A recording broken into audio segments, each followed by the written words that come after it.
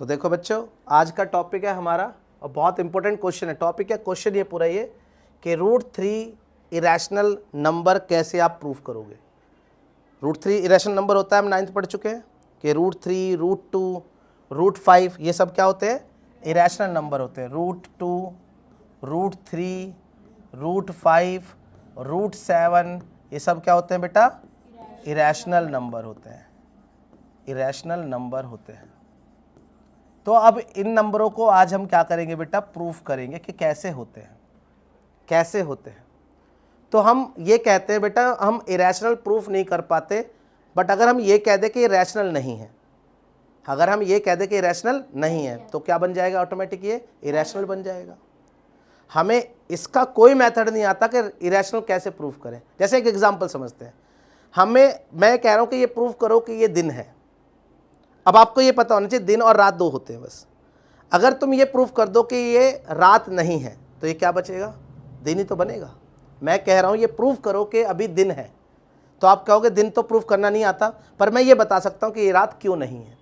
आपने कहा ये रात नहीं है तो बचेगा क्या, ये दिन ही बना ना ये तो ऐसे ही हम कहते हैं इरेशनल प्रूफ तो नहीं कर पाते, पर हम क्या प्रूफ कर देंगे इसको कि ये रैशनल नहीं है, ये रैशनल नहीं है। तो अगर ये रैशनल नहीं है तो क्या बन जाएगा, ये इरेशनल हो जाएगा। अब हम ये कैसे करते हैं, किस मेथड से करते हैं, उसी को ध्यान से समझना है बेटा।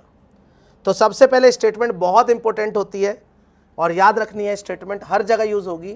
तो हम कहते हैं late us assume that √3 is, let us assume that √3 is rational number. Let us assume to the contrary that भी बोल सकते हो आप, अगर लिखना तो और अच्छा लिख सकते हो। क्या लिख सकते हो, अगर हम कहें let us assume to the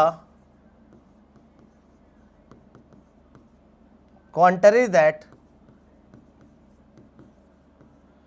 अब क्या मतलब है कॉन्ट्ररी दैट, मतलब हम ये मान लेते हैं, एक अनुमान लगा लेते हैं कि भाई रूट जो 3 है, contrary that √3 is rational number. इस स्टेटमेंट को लिखना रैशनल नंबर, और ये हर जगह, हर क्वेश्चन में जब इरेशनल प्रूफ करोगे तो हर जगह ये स्टेटमेंट आएगी। बस बदलेगा क्या बेटा, आपका ये वाला आपका पोर्शन बदल जाएगा, बस खाली जो भी आपको प्रूफ करना है बस उसकी जगह ये लग जाएगा। स्टेटमेंट यही रहेगी, let us assume to the contrary that dash is a rational number. अब बताइए, अगर कोई रैशनल नंबर होता है बेटा तो क्या मतलब है उसका, देन हम क्या कह सकते हैं, अगर कोई रैशनल नंबर है तो हम कहेंगे जो रैशनल नंबर है वो किसके बराबर होता है, a/b के। कोई भी रैशनल नंबर किसके बराबर होता है बेटा, a/b के फॉर्म में होता है वो। और यहां पर हम लिख सकते हैं कि where a and b are coprime number, coprime positive integer. इसका मतलब क्या है, को प्राइम का मतलब है ए और बी किसी के टेबल में एक साथ ना आए। जैसे मैंने बोला 2/3, तो मैंने कहा ये को प्राइम नंबर है, ये कट भी नहीं थे, देखो सिंपलेस्ट फॉर्म में। मैंने कहा 5/7, ये किसी के टेबल में नहीं आ रहे, इन्हें बोलते हैं को प्राइम। को प्राइम का मतलब है कि उसका कोई कॉमन फैक्टर नहीं होगा। को प्राइम नंबर का मतलब उसका कोई कॉमन फैक्टर नहीं होगा, याद रखना है इस बात को, आगे यूज होना है। अब मैंने कहा, आगे चलते हैं बेटा, तो स्क्वायरिंग बोथ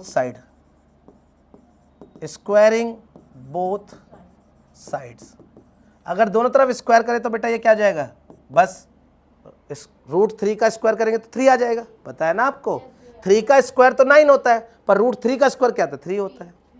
और a का स्क्वायर बेटा और अपॉन में b का स्क्वायर, दोनों का स्क्वायर कर दिया मैंने। इसका स्क्वायर 3 आया और इसका स्क्वायर क्या है, a²/b²। अब b² को यहाँ ले जाओ बेटा, तो 3b² = a², और इसको क्या बोलोगे, इक्वेशन 1 बोलोगे, हमेशा याद रखना है। अब हम कहेंगे यहाँ पर, क्योंकि ध्यान से देखेंगे, क्योंकि a² इज डिविजिबल बाय किससे बेटा, 3 से, 3 से डिवाइड हो सकता है। Then a is also divisible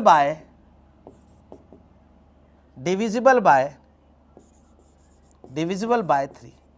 हमने कहा जब भी ऐसी स्टेटमेंट आती है, मान लो ऐसा आ जाए 5p square equal to Q square. क्या मतलब है इसका बताइए? तो हम कहेंगे because Q square is divisible by 5, then q is also divisible by क्या बेटा 5। इसका मतलब ये होता है, कहीं पर ऐसा आ जाए, मान लो यहां पर है 7p square equal to Q square. क्या मतलब है इसका? कि Q square is divisible by 7, then Q is also divisible by 7। बोलो बात समझ में आ रही है? लिख सकते हैं ना इसको ऐसे। अब ये बात ये लिखी हमने, तो हमने लिखा a square is divisible by 3, then a is also divisible by 3। ठीक है, आगे बढ़ते हैं बेटा। लेट अस अगेन, एक बार और मानते हैं, लेट अस अगेन। इस बार देखो क्या मानना है, जो ऊपर a है उस a को क्या मानो, a इक्वल टू रूट में क्या था बताओ, 3, 5, 2, क्या था रूट के अंदर 3, तो हम कहेंगे 3c। और यहां पर c को बोलोगे c is positive integer, c is positive integer. अब फिर से स्क्वायरिंग करेंगे बेटा, स्क्वायरिंग बोथ साइड। तो स्क्वायर करो बेटा, क्या हो जाएगा, a का स्क्वायर क्या होगा a स्क्वायर, 3 का स्क्वायर बेटा 9, और c का स्क्वायर c स्क्वायर। बोलो बात समझ में आई? अब याद करो a स्क्वायर को आपने कुछ और भी बोला था थोड़ी देर पहले। a स्क्वायर को क्या बोला आपने, 3b स्क्वायर, और इधर से क्या है 9c स्क्वायर। ये कहाँ से आया, फ्रॉम इक्वेशन 1 से। आपने a स्क्वायर को 3b स्क्वायर क्यों कहा? आपने कहा इक्वेशन 1 में हमने कहा है कि 3b स्क्वायर किसके बराबर बेटा, a स्क्वायर के बराबर है। हमने a स्क्वायर की जगह क्या लिख लिया, 3b स्क्वायर। हम कट करेंगे बेटा, 3 1 जा 3 और 3 3 जा 9 हो जाएगा। तो क्या मिलेगा यहाँ से, b square equal to 3c square. देखो फिर से वही बात आ गई है। अब बताओ क्या लिखोगे, c square is divisible by किसके, 3, c square divisible by 3, then c is also divisible by 3। बोलो बात समझ में आई? c square is divisible by 3, then c is also divisible by 3। समझ में आया नहीं आया? हमने दो बातें कही, यहाँ पर दो बातें ध्यान रखो, दो बातें ध्यान रखने वाली है। ध्यान से देखो बेटा, ये बात क्या कह रही है बताइए,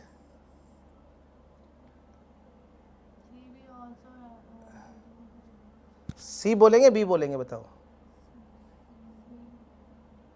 सी बोलेंगे बी बोलेंगे बताइए? थोड़ी गड़बड़ हो गई क्या, यहाँ बी बोलना सी बोलना चाहिए बताओ, थोड़ा बताओ।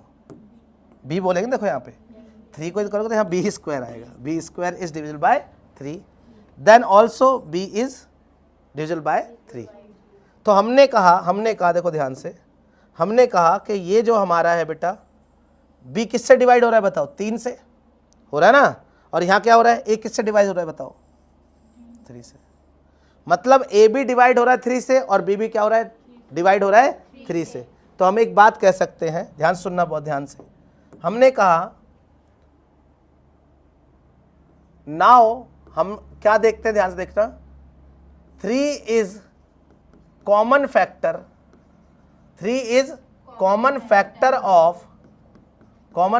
Of A and B. बताओ हमने कैसे क्यों कहा ये, हमने कहा b जो है वो 3 से डिवाइड हो रहा है, हमने कहा a भी 3 से डिवाइड हो रहा है। अगर a और b 3 से डिवाइड हो रहे हैं तो इसका मतलब क्या है, जो 3 क्या है, 3 क्या है, कॉमन फैक्टर है। तो हमने कहा 3 is common factor of a and b, but आपको पता है a एंड b आर क्या, को प्राइम नंबर। याद है ना क्या माना था आपने, a and b are coprime number. अब दो बातें एक साथ हो सकती है क्या, एक तरफ कह रहे हो कि a और b का एक कॉमन फैक्टर है 3, और एक तरफ कह रहे हो कि a और b को प्राइम नंबर है, को प्राइम नंबर का उसका कोई फैक्टर नहीं होना चाहिए। तो इन दोनों बातों में क्या विवाद आ गया, तो हम क्या कहते हैं, दिस कॉन्ट्राडिक्शन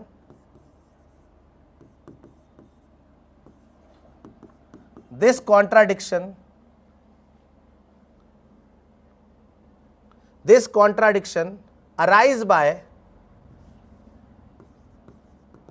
arise by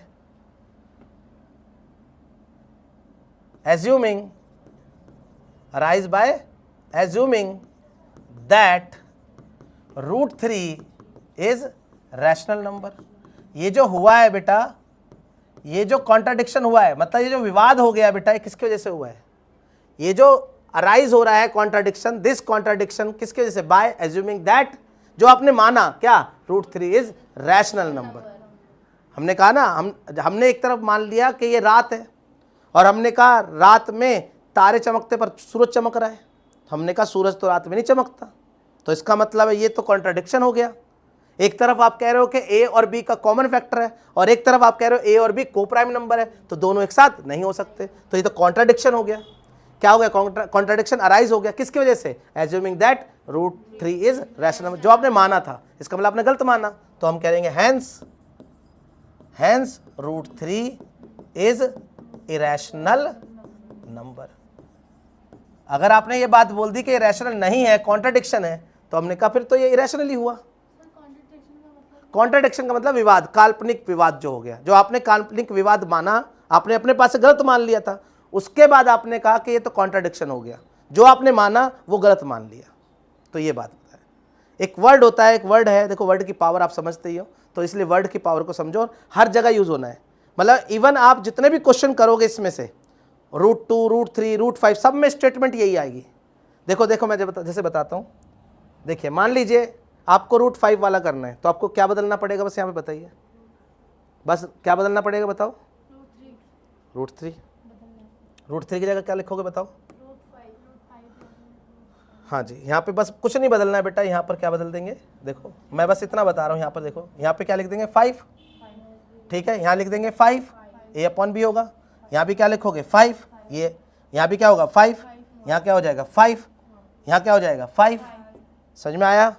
यहाँ क्या हो जाएगा बताओ? यहाँ 5 लेट करोगे आप, स्क्वायर करोगे तो 25 हो जाएगा, बस यहाँ क्या आएगा? 5 और यहाँ 25, ये कट के क्या आ जाएगा? यहाँ भी 5 आ जाएगा, फिर यहाँ क्या आ जाएगा? 5, यहाँ क्या आएगा? 5, कॉमन क्या होगा? 5 बस, और यहाँ पे क्या होगा? 5, यहाँ भी क्या होगा? 5, बोलो।